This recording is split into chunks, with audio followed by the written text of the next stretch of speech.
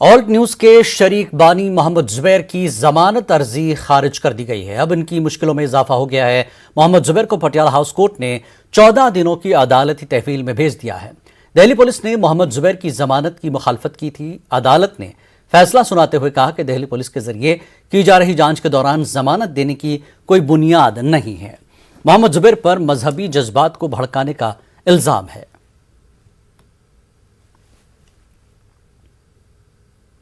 राजस्थान के बीजेपी अक़लियती मोर्चा ने आज राजधानी जयपुर में प्रेस कॉन्फ्रेंस की। मीडिया से खिताब में कहा गया कि रियाज अत्तारी की गुलाब चंद कटारिया के साथ नजर आने वाली तस्वीर से कोई लेना देना नहीं है।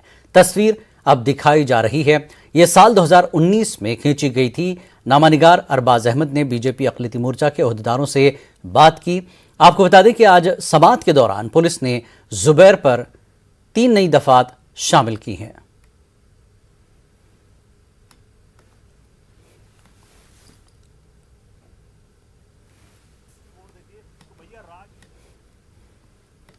भाजपा अल्पसंख्यक मोर्चा ने उदयपुर मामले में जो मुख्य आरोपी है रियाज अत्तारी, उसकी भूमिका को लेकर के और उसके भाजपा अल्पसंख्यक मोर्चा से जुड़ाव को लेकर के एक प्रेस वार्ता की है। क्या इनका कहना? देखिए, रियाज अत्तारी जिसने ये हादसा जो किया है, कन्हैया जी का जो मर्डर करा है, वो कभी भी भारतीय जनता पार्टी का प्राथमिक सदस्य नहीं रहा है। ना वो हमारे किसी बूथ की कार्यकारिणी में, ना मंडल की कार्यकारिणी में कभी उसका कोई जुड़ाव रहा है।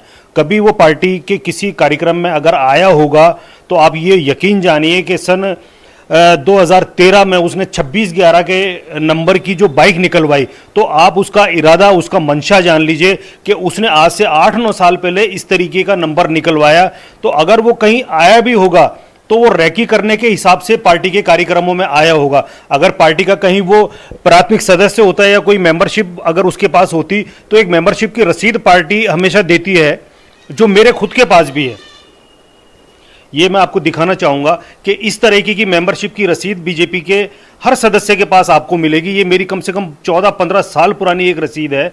ऐसी हम सभी पार्टी कार्यकर्ताओं के पास, मेंबर्स के पास होती है।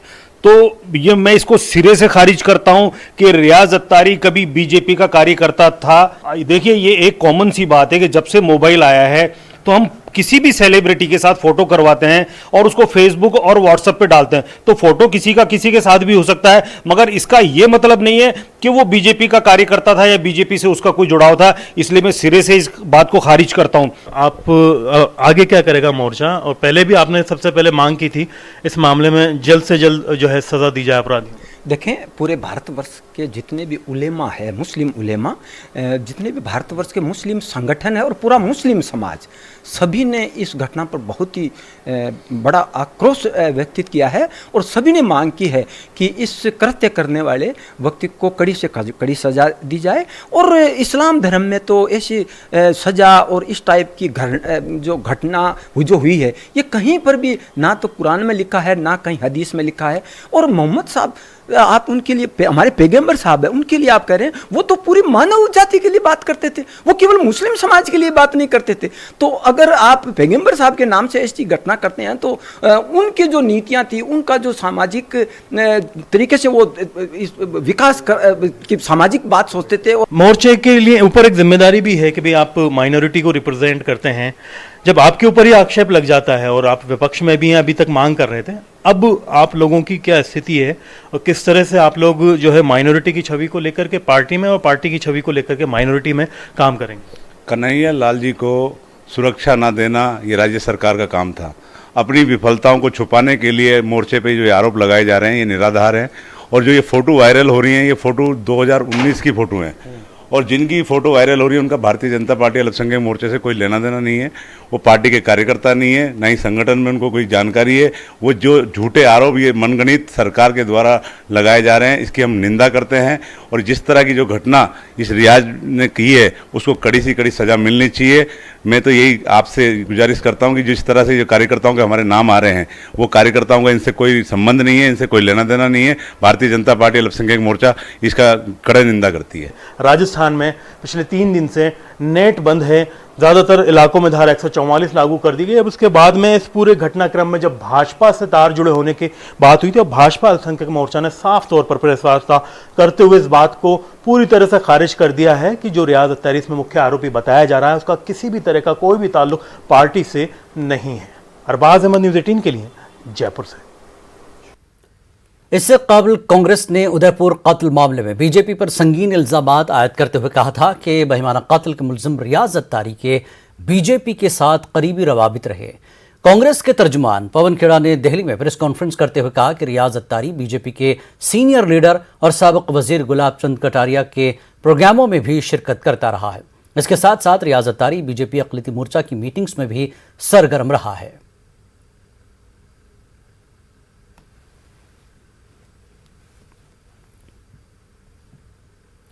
अमरावती में गुज़श्ता दिनों फार्मासिस्ट उमेश को कुल्हे कत्ल मामले को तूल पकड़ता दिखाई दे रहा है। बीजेपी उमेश कत्ल को सियासी रंग देने की कोशिश कर रही है। बीजेपी पुलिस तहक़ीक़ात पर सवाल खड़े कर रही है। बीजेपी का दावा है कि उमेश ने नुपुर शर्मा की हिमायत में सोशल मीडिया पर पोस्ट किया था। उधर पुलिस उमेश कत्ल केस की जांच में जुटी है। उसने इस केस में 6 अफराद को गिरफ्तार भी कर लिया है। मुलजिमीन के मोबाइल फ़ोन जब्त करके फॉरेंसिक जांच के लिए भेज दिए गए हैं। अमरावती कत्ल मामले की जांच एनआईए को सौंप दी गई है। मरकजी वज़ीर दाखिला अमित शाह ने एनआईए को जांच करने की हिदायत दी है।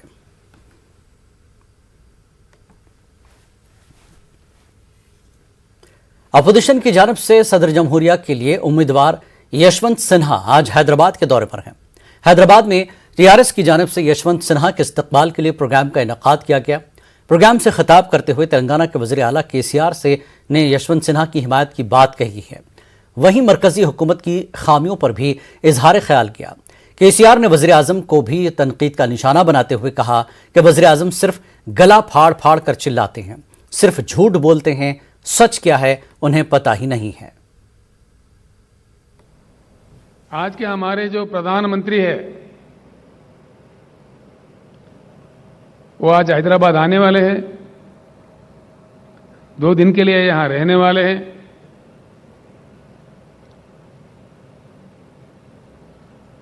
गला फाड़ फाड़ के हमारे खिलाफ बोलने वाले हैं। कोई बात नहीं, लोकतंत्र है, जो जिसके समझ में आए बोले, जो जिसको कहना है कहे। यही हमारा लोकतंत्र का मान्यता है। हम इतना ही कहना चाहेंगे, माननीय प्रधानमंत्री जी, जिस प्रकार से आप विपक्षी दलों के नेताओं पे गला फाड़ फाड़ के गलत आरोप लगाते हैं, उसी प्रकार से जो संबोधित करने वाले हैदराबाद सभा को, उसमें हमारे प्रश्नों का उत्तर दीजिए। ये मांग आज आपसे देश कर रहा है। प्रधानमंत्री जी, जब आप पहली बार चुने गए थे, जनता के साथ कई आश्वासन दिए थे, कई प्रॉमिसेस किए थे। एक भी, कम से कम एक भी आपका किया हुआ वादा पूरा हुआ क्या? हम जानना चाहेंगे। तो किया है तो किस वादा आपने पूरा किया? एक भी, कम से कम एक भी टार्च लाइट डाल के भी ढूंढो तो नहीं मिलेगा। ये मैं नहीं, सारे देश कह रहा है।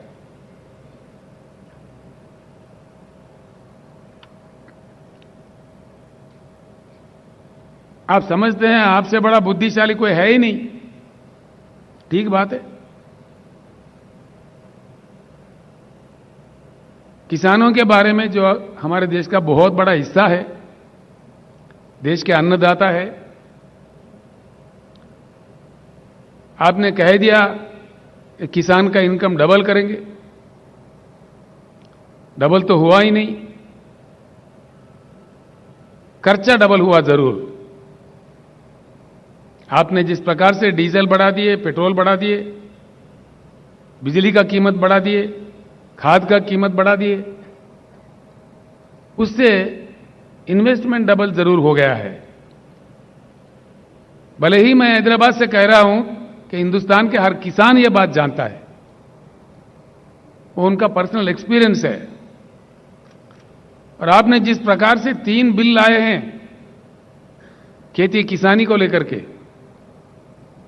13 महीने इस देश में किसानों ने आंदोलन किया आपके सरकार के खिलाफ, आपके नीतियों के खिलाफ। आप किस प्रकार के गंदे गंदे आरोप हमारे अन्नदाताओं पर लगा रहे थे। अपोजिशन जमातों के सदर जमहूरिया के उम्मीदवार यशवंत सिन्हा से आज मजलिस इत्तेहादुल मुस्लिमीन के वफ्द ने मुलाकात की। ये मुलाकात बेगमपेट की ITC काकतिया होटल में हुई।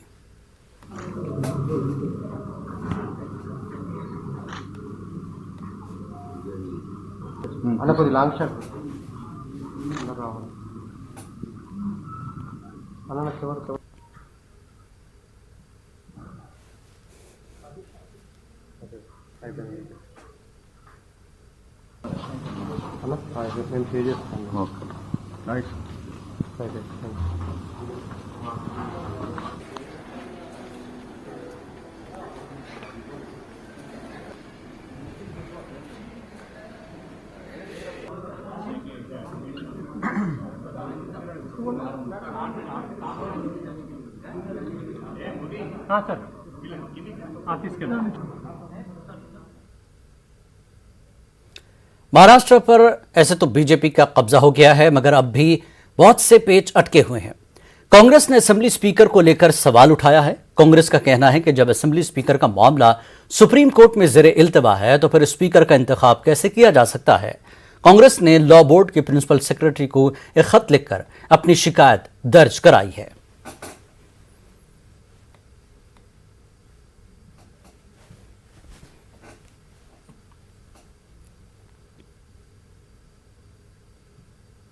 शिवसेना के तर्जुमान संजय राउत ने कहा कि एकनाथ शिंदे को वज़ीर आला बना दिया गया। एकनाथ शिंदे शिवसेना के सीएम नहीं हैं, वो बीजेपी के इशारे पर चल रहे हैं। तो वो अभी राज्य के मुख्यमंत्री बन गए बीजेपी के साथ, और कल उद्धव ठाकरे साहब ने कहा है वो कुछ भी कहे, चाहे हमारा नाम का इस्तेमाल करे या और कुछ करे, वो शिवसेना के मुख्यमंत्री नहीं है। खबरनामे में एक बार फिर आपका इस्तकबाल है। बाबा बर्फानी के दर्शन के लिए रवां साल खासी तादाद में यात्री जम्मू कश्मीर का रुख कर रहे हैं। यात्रियों को बेहतर सहूलियात के लिए इंतजामिया की जानिब से हर मुमकिन इंतजाम किए गए हैं। जम्मू कश्मीर पुलिस की टुकड़ियों को मुख्तलिफ मकामात पर तैनात किया गया है। गुज़श्ता रात जम्मू कश्मीर पुलिस की रेस्क्यू टीम ने यात्रियों को बारारी मार्ग और वाई जंक्शन पर 2 पुलों को अबूर करने में मदद की, जो कि अमरनाथ गार के रास्ते में हैं। ये दोनों पुल पानी के शदीद बहाव की वजह से बंद हो गए थे। फंसे हुए यात्रियों को बहिफाजत निकाल लिया गया।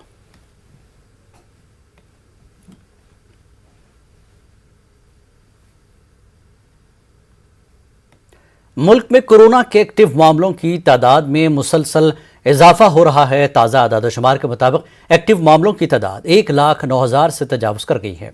जारी करदा आदादोशुमार के मुताबिक पिछले 24 घंटों में कोरोना के 17,092 नए मामले सामने आए, जबकि इसी अरसे में 14,684 अफराद शिफायाब हुए। कोरोना के हवाले से लोग लापरवाही बरत रहे हैं, न मास्क पहन रहे हैं और न ही वैक्सीन लगवा रहे हैं। इन ख्यालात का इजहार LNJP के डायरेक्टर डॉक्टर सुरेश कुमार ने न्यूज़ 18 से खास बातचीत में किया।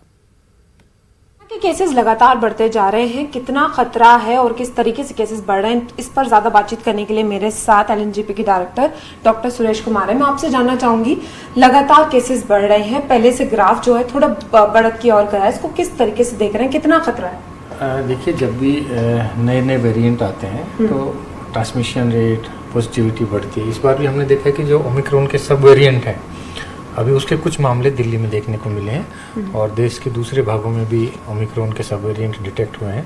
इसकी एक कारण ये हो सकता है। दूसरा ये कि लोग अभी लापरवाह हो गए हैं, दे आर केयरलेस। उनको लगता है कि अभी कोरोना चला गया, मास्क भी नहीं पहन रहे हैं और जो कोविड की गाइडलाइंस है उसका भी पालन नहीं कर रहे हैं। तो ये मल्टीपल फैक्टर्स हैं जिसकी वजह से केसेस बढ़े हैं। पर इसके साथ साथ मैं ये कहना चाहता हूँ कि सीवियरिटी कम है और डेथ बहुत कम हो रही है। जैसे दिल्ली में भी अब हमारे आज के लोकनायक का डेटा देखें तो हमारे पास 31 पेशेंट एडमिट है और कोई भी डेथ नहीं है, 0 डेथ है। सो डिजीज सीवियरिटी कम है और पॉजिटिविटी निश्चित रूप से संक्रमण का रेट थोड़ा बढ़ा है। ऑल ओवर डेथ रेट की बात करें तो 29 जाने गई हैं, और जैसा आपने कहा कि लोग जो हैं वो ध्यान नहीं रख रहे हैं, सतर्क नहीं है, तो कहीं ये चौथी लहर की तरफ तो नहीं होगा कि अगर लोग बिल्कुल सतर्क नहीं रहे तो कहीं हम उसकी तरफ ना बढ़ जाए? नहीं, ये कहना तो बहुत ही अभी अर्ली होगा, प्रीमेच्योर होगा कि चौथी लहर, क्योंकि चौथी लहर तो ऐसा अभी लग नहीं रहा है। जो ये केसेस आ रहे हैं वो कुछ कुछ पॉकेट्स में ही ज़्यादा आ रहे हैं, मेट्रो सिटीज़ में ज़्यादा आ रहे हैं, और क्योंकि काफ़ी सारा जो है पॉपुलेशन की मोबिलिटी होती है, एक स्टेट से दूसरे स्टेट लोग जाते हैं, काफ़ी सारा इंटरनेशनल ट्रैवल होता है, तो अभी ये कहना तो बहुत मुश्किल है कि फोर्थ वेव है कि नहीं है। स्वास्थ्य विभाग की भी चिंताएं बढ़ गई हैं, बच्चों के लिए भी वैक्सीनेशन की पहल की जा रही है और वैक्सीनेशन पर जोर दिया जा रहा है। अभी क्या लगता है कि जिस तरीके से लोग लापरवाह हो गए हैं, कहाँ सख्ती बरतनी चाहिए और कहाँ पर लोगों को जो है वो बचकर चलना चाहिए? देखिए, जो भी हमारे यहाँ एडमिट हो रहे हैं पेशेंट्स, वो हैं जिन्होंने अपना सेकंड डोज मिस किया है या जिन्होंने अपना प्रिकॉशन या बूस्टर डोज या थर्ड डोज नहीं लिया है। वही जिन्होंने डोज लिया है उनको भर्ती होने की आवश्यकता नहीं है। सो जहाँ पर भी वैक्सीनेशन के 3 डोज नहीं लिए उनको जरूर लेना चाहिए। बच्चों को वैक्सीनेशन जरूर कराना चाहिए, क्योंकि अभी स्कूल कॉलेज सब खुल गए हैं, तो बच्चों में वैक्सीनेशन पेरेंट्स को आपके माध्यम से मैं निवेदन करूंगा कि उनको जरूर डोज लगाएं, क्योंकि इन्फेक्शन हो सकता है वैक्सीनेशन के बाद भी, पर वो सीवियरिटी नहीं रहेगी। आपको हॉस्पिटल नहीं जाना पड़ेगा, आपको आईसीयू में भर्ती नहीं होना पड़ेगा, और आपको ऑक्सीजन सपोर्ट की आवश्यकता नहीं होगी यदि आपने 3 डोज ली हैं। तो ये महत्वपूर्ण है कि वैक्सीनेशन का पूरा जो शेड्यूल वो पूरा करें, और इसके साथ साथ मास्क का प्रयोग करें, कोविड गाइडलाइंस का सख्ती से पालन करें। तो आप डॉक्टर सुरेश को सुन रहे थे, जिनका साफ कहना है कि कोविड अभी गया नहीं है, सख्ती से पालन करना होगा गाइडलाइंस का और सतर्क रहना होगा। कैमरामैन सोनू के साथ फराह खान, न्यूज़ 18 दिल्ली। मुल्क भर में कोविड के केसेस एक बार फिर बढ़ने लगे हैं। माहिरीन सेहत का भी मानना है कि कहीं ना कहीं लोगों की लापरवाही इन बढ़ते केसेस की जड़ है। यही वजह है कि लोगों से मास्क इस्तेमाल करने और समाजी फासला बरकरार रखने की मुसलसल अपील की जा रही है। हमारे नुमाइंदा रचना उपाध्याय ने जायजा लिया। एक बार फिर से कोविड के मामले बढ़ने लगे हैं। कोविड के मामलों की संख्या 1 लाख से ऊपर पहुंच गई है। पिछले 24 घंटे की बात करें तो 17,000 से ज़्यादा नए मामले सामने देखने के लिए मिले हैं। एक्सपर्ट्स का भी कहना है कि लोग पूरी तरीके से मास्क को भूल चुके हैं, सामाजिक दूरी भूल चुके हैं। इसी के चलते लगातार केसेस एक बार फिर से बढ़ने लगे हैं। इस वक्त हम दिल्ली के सरोजनी नगर मार्केट में खड़े हैं और आपको तस्वीरों के माध्यम से दिखाना चाहेंगे कि यहाँ पर लोग किस तरीके से बेपरवाह हो गए हैं, मास्क का इस्तेमाल करना भूल गए हैं, सामाजिक दूरी का भी जो पालन है वो यहाँ नहीं कर रहे हैं। और इसी को देखते हुए एक बार फिर से सिविल वॉलंटियर्स की जो टीम है वो सक्रिय हो गई है और लोगों को समझा रही है कि मास्क लगाना बेहद ज़्यादा ज़रूरी है, सामाजिक दूरी को बनाए रखना ज़रूरी है। अगर आप तस्वीरों में यहाँ पर देखिए तो आप देख सकते हैं कि यहाँ पर सिविल वॉलंटियर्स के जो लोग हैं वो लोगों को समझा रहे हैं, और जो लोग इन नियमों का पालन नहीं करते हैं उनका 500 रुपये का चालान काटने का भी प्रावधान रखा गया है सरकार की तरफ से। लेकिन उसके बाद भी जो लोग हैं मार्केट में बेपरवाह होकर घूम रहे हैं, और अब देखें तो मास्क नहीं लगाए हुए हैं, और मास्क ना लगाने पे अलग अलग तरीके के उनके पास एक्सक्यूज भी होते हैं। उनका कहना है कि भूल गए, छूट गए। मैडम, आपने क्यों नहीं लगाया मास्क? लगा रही हूँ। नहीं, अभी बोलने के बाद तो आप देख सकते हैं कि लोग एक तरीके से भूलते जा रहे हैं, और यही कारण है कि कोरोना के मामले बढ़ने लगे हैं और इन बढ़ते मामलों ने सरकार की चिंताएं बढ़ा दी हैं। और इसी को देखते हुए एक बार फिर से बाजारों में भी सख्ती की जा रही है, लोगों को अवेयर किया जा रहा है, क्योंकि पिछली बार भी हमने देखा था कि जब लोग इस तरीके से नियमों का पालन नहीं कर रहे थे तो कहीं ना कहीं सरकार को सख्त रुख इख्तियार करना पड़ा था। और अब उसी तरीके से जो वॉलंटियर्स हैं वो भी लगातार लोगों को समझा रहे हैं, लेकिन उसके बावजूद भी लोगों को शायद चीज़ें नहीं समझ में आ रही हैं। और इसी का कारण है कि 1 लाख के पार संख्या दोबारा से कोविड मामलों की पहुंच गई है। पिछले 24 घंटे में 17,000 नए मामले सामने आए हैं। तो ये सरकार के लिए और एक्सपर्ट्स के लिए तो चिंता का विषय है, साथ ही साथ लोगों को भी ये समझना होगा कि अभी कोरोना गया नहीं है। कोविड-19 की जो गाइडलाइंस है उनको यहाँ पर पालन कराना होगा और खुद भी पालन करना होगा, और इसी के लिए सरकार भी लगातार लोगों से बात कर रही है। कुछ लोगों से भी बात कर लेते हैं। यहाँ पे लोग देख रही हूँ मैं कि बहुत सारे लोग हैं कि मार्केट में आए हैं, मास्क नहीं लगाया हुआ है। देखो, अभी कोरोना और ओमिक्रॉन ख़त्म नहीं है, हमें मास्क लगाना है। बार बार अनाउंसमेंट भी हो रही है कि बिना मास्क के कोई मार्केट नहीं आएगा। 500 रुपये का जुर्माना भी है, पर लोग लापरवाह हो गए। मैं आने जाने वालों से प्रार्थना कर रहा हूँ कि मास्क लगाइए, मास्क बहुत ज़रूरी है।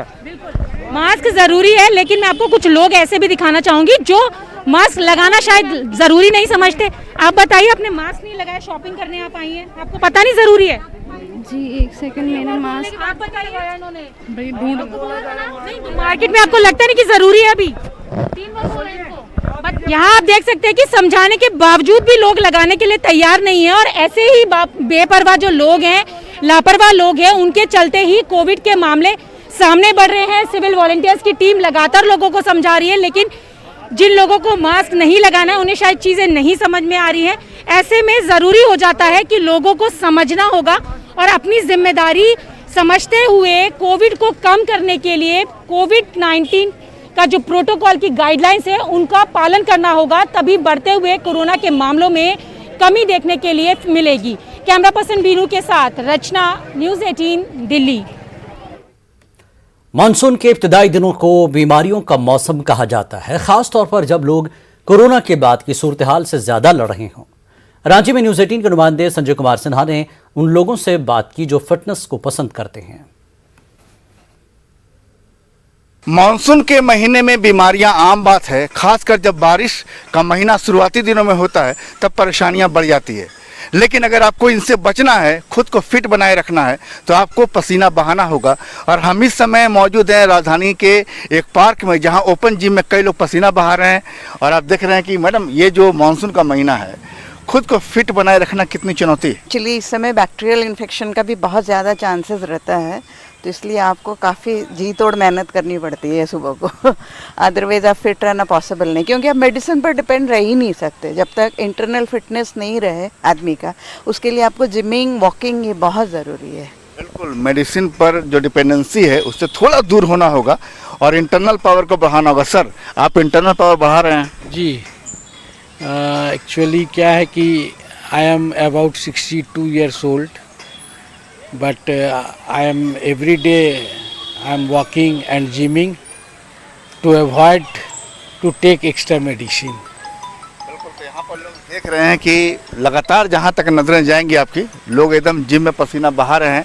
हम कुछ और लोगों से बात करेंगे। ज़्यादातर वैसे लोग हैं जो बुजुर्ग हैं, लेकिन फिटनेस जो है एकदम, आप तो मैडम युवाओं को चुनौती दे रही हैं। जरूर जरूर, पहले मॉर्निंग वॉक करते हैं, यहाँ एक बार वॉक कर लेते हैं, वॉक के बाद हम लोग जिम में आते हैं। यहाँ थोड़ी देर यहाँ अपना देख रहे हैं कि लोग जो है हर दिन जो यहाँ पर एक रूटीन सा बन गया है लोगों के लिए कि हर दिन मॉर्निंग में वॉक में आना है। बोल रहे कि सर, कोरोना तो कभी हुआ होगा आपको? नहीं सर, कोरोना तो नहीं हुआ। नहीं, इसका राज क्या है? वर्जिश करना? हाँ, वर्जिश है कुछ, मतलब कि क्या बोलते हैं उसको, फिटनेस भी है और डाइटिंग भी है। बाहर का खाना पीना बंद है, अपना जो घर में जो खाना है स्वच्छ खाना है और देश को बचाना है। स्वच्छ खाना है, देश को बचाना है, बाहर का खाना नहीं खाना है। तब कितनी उम्र है आपके? हमारी तो 35 हो गई। 35 हो गई जी। कभी कोरोना से पाला पड़ा? नहीं, हम तो खुद झारखंड पुलिस में हैं और कोरोना का जो कोविड हॉस्पिटल खुला था पुलिस का, उसमें मेरी प्रतिनियुक्ति हुई थी, तो उसमें भी हम लोग का नहीं हुई थी। तो आप देख रहे हैं कि तरह तरह के लोग हैं। कुछ बुजुर्ग बताते हैं कि उम्र 60 साल से ज़्यादा है, लेकिन फिटनेस में युवाओं को चुनौती दे रहे हैं। तो कुछ बोलते हैं कभी उन्हें कोरोना हुआ ही नहीं। इसकी सबसे बड़ी वजह है फिटनेस, कि हर दिन मॉर्निंग में आते हैं, सुबह की ताज़ी हवा लेते हैं, और जब ताज़ी हवा सांसों में जाती है तो बीमारियां खुद बाहर आ जाती है। संजय कुमार सिन्हा, न्यूज़ 18 रांची। दारुल उलूम ज़ीनतुल कुरान के ज़ेर एहतमाम भोपाल आरिफ नगर में मसाबक़ा क़िराअत कुरान करीम का इनेकाद किया गया। मसाबक़ा क़िराअत कुरान करीम में मुल्क के मुमताज़ क़ुर्रा ने शिरकत की और मखसूस लहन में कुरान करीम की तिलावत करके महफिल को पुरनूर कर दिया। मसाबक़ा क़िराअत कुरान करीम में मध्य प्रदेश के अलावा गुजरात और दूसरे सूबों के मुमताज़ क़ुर्रा ने शिरकत की और इस्लाम की तालीमात को आलमी अमन का ज़ामिन करार दिया। इस मौके पर उलमा दीन ने उम्मत मुस्लिमा से हर कीमत पर इल्म के हुसूल की तलकीन की।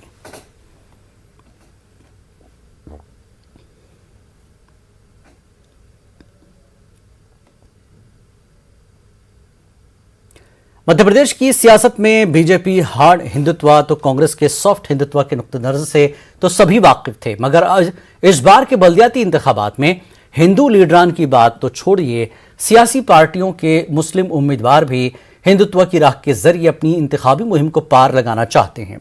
बीजेपी के मुस्लिम उम्मीदवार के जरिए मंदिर मंदिर के चक्कर लगाए जा रहे हैं, तो कांग्रेस के मुस्लिम उम्मीदवार ने 2 कदम और आगे बढ़ते हुए हनुमान चालीसा का पाठ करवा लिया। इस ताल्लुक से सियासी पार्टियों के मुस्लिम उम्मीदवार क्या कहते हैं, आप भी सुनिए। लॉकडाउन में काम किया था तो उन्होंने आके हमारा सम्मान किया और हमें जीत की बधाई दी, और उसमें आके जिस तरह हम लोग एक काम करने से पहले कुरान खानी कराते हैं, ख़त्म पढ़वाते हैं, इसी उनकी तरह उनके धर्म के अंदर हमें आशीर्वाद दिया उन्होंने। और भारत के अंदर सब तरह के देश में लोग रहते हैं और उन्होंने उसी तरह से हमें जो है सम्मान दिया, हमने उनका आदर किया, क्योंकि एक सम्मान करने सब धर्मों के लोग मेरा आ रहे हैं कि मैं इतनी साल से वार्ड में काम कर रहा था और इतने लोगों को मिला के काम कर रहा था। लॉकडाउन में उन्हें सबने देखा मुझे कि नहीं पप्पू भाई ने बहुत मदद कर रहे हैं और सारे लोग सब धर्मों के लोग कर रहे हैं, तो उन सब हमारे ब्राह्मण समाज के लोगों ने आगे, हमारे पंडित जी ने आगे हमें हार फूल कराए। नहीं तो हमें आवश्यकता नहीं है ना, किस लिए हम कराएंगे। हमारे यहाँ तो जो कार्यकर्ता है उनको सुबह पूजा करके निकलते हैं 6 बजे। वो सुबह हमारे कार्यकर्ता उठते हैं, सुबह 6 बजे मंदिर जाते हैं, पूजा करके वो ये नहीं बोले कि आप ये कराओ हम ये करें। खबरनामे में फिलहाल इतना ही। आदाब।